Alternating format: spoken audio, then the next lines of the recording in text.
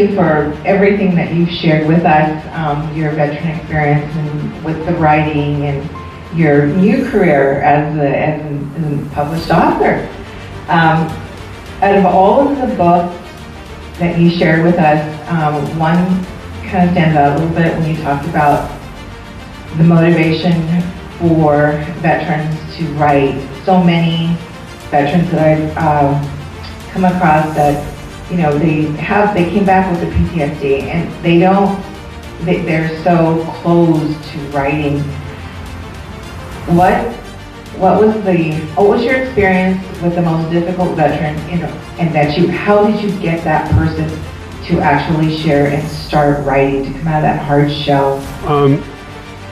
This might sound self-serving, but anybody I meet that has any interest at all in writing, particularly the veterans, I point them in the direction of my 3 books.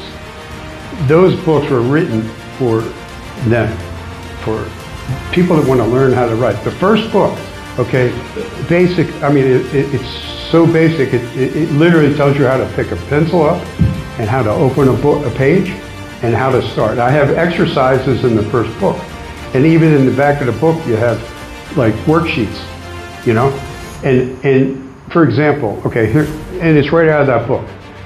There's several writing exercises to start writing, okay? Anybody in here could do. Anybody could do if you can read and write somewhat, okay? And it's in that first book, how to get published on Amazon. It's got writing exercises. For example, I mean, I could show you the book and take you right through it. So one writing example is the picture example, okay? And I told the writing group, and I think it was our writing group from the Thirsty group from the VA hospital writing group, I told everybody to bring a photo in. It could be your military photo, your family, anything, your dog. And everybody brought a photo in. And then I said, okay, I want you to write something about that photo, okay? And then I want you to write 1 sentence, okay?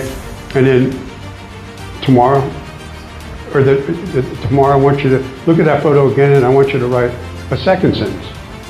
And then the 3rd day, I want you to look at that photo and write a 3rd sentence. And then 4th, and then by the time you get to about 10 days of looking at this photo, and you're only doing a sentence at a time, you have a whole 10 sentences, you have a whole paragraph or 2. And then, so I take it through an example of mine when I was a Sea Cadet. You know, and I build it by a sentence by a sentence. It started out with 1 word. And I think the 2 words were Sea Cadet, because I had a picture of me as a Sea Cadet. And that's how my military career started. I was like 14 or 15. So how it started was 2 words, Sea Cadet. And then the next day I wrote, Sea Cadet got uniforms. You know, the next sentence was, and I did it the next day. So that you're not forcing yourself to sit down, I'm gonna write. So about the 3rd or 4th day, okay, and then I got into, I did my correspondence courses. Okay. Then another day, the next, so I'm building on what I already wrote. The next one is, I went to boot camp to K-May, New Jersey. Oh, that was a whole nother thing there. Told a little bit about boot camp. Then the next day I wrote a little bit more. Oh, I got to go on a ship, on a Coast Guard cutter. That was another little thing I wrote, another sentence or 2. Then I started getting these more paragraphs. You see how it built up? Then I got alcohol involved. You know, this is where the thing was going. And it said that, I'll never forget, because I was underage.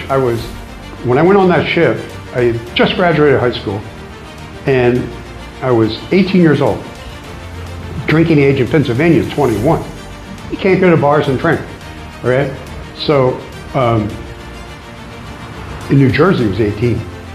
So this next part of this little story was I got to drink in a bar, you know, and it was legal on the base.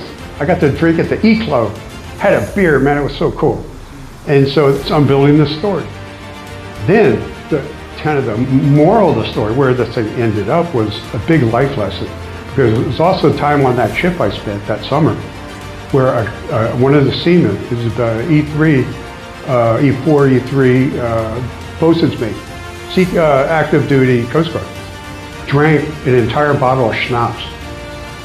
And he got so alcohol sick poisoned and I saw this, and I was just 18-year-old sea cadet. He had to get carried onto the ship, and somebody had to stay with him for 3 days because he kept vomiting, and they were afraid he'd die of his own vomit. And so my life lesson was alcohol responsibility. I learned at 18, and it followed me my whole life. And so that's where that whole story ended up.